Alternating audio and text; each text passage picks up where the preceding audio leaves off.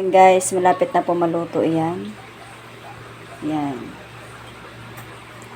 Yan po guys yung pangmerienda po for today's video. Ito po yung kayang mga ingredients. Breadcrumbs, may egg po. Yan. Tapos century tuna with onion. Yung sabaw po niya ito. Yung century tuna. Ito na po yung ginagawa. Damay ba ito?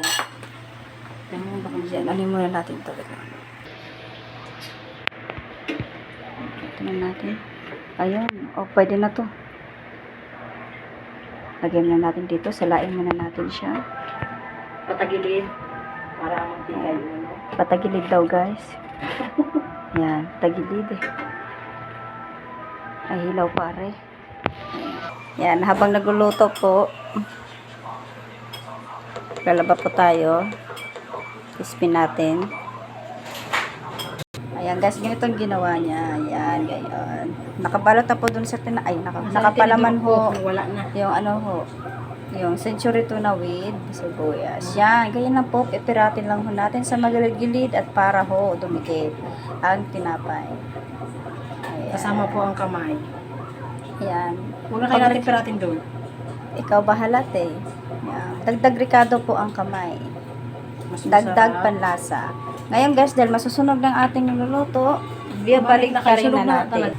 Yan, parang sunog na eh. Hindi pa naman guys, malapit na. Ayaw. Ito na po lahat ang naluto natin. Ayan guys, malapit ang maluto. Ito na lahat. Tapos ito last na to. Ayan guys, natin na. Tama-tama, wala. Nakalimutan ng cheese. Anong lasa ate? Gusto ko yung cheese. Nakalimutan yung cheese. So guys, makalilimutin din kasama ko, katulad ko. Nakalimutan maglagay ng cheese. So guys, hati kami. Titikman ko rin to. Ay. Titikman ko. Yan, ito. Para masyadong napaano yung video natin. Titikman natin guys. Ayun guys, tapos na po. Ready to eat na po tayo guys. Sige.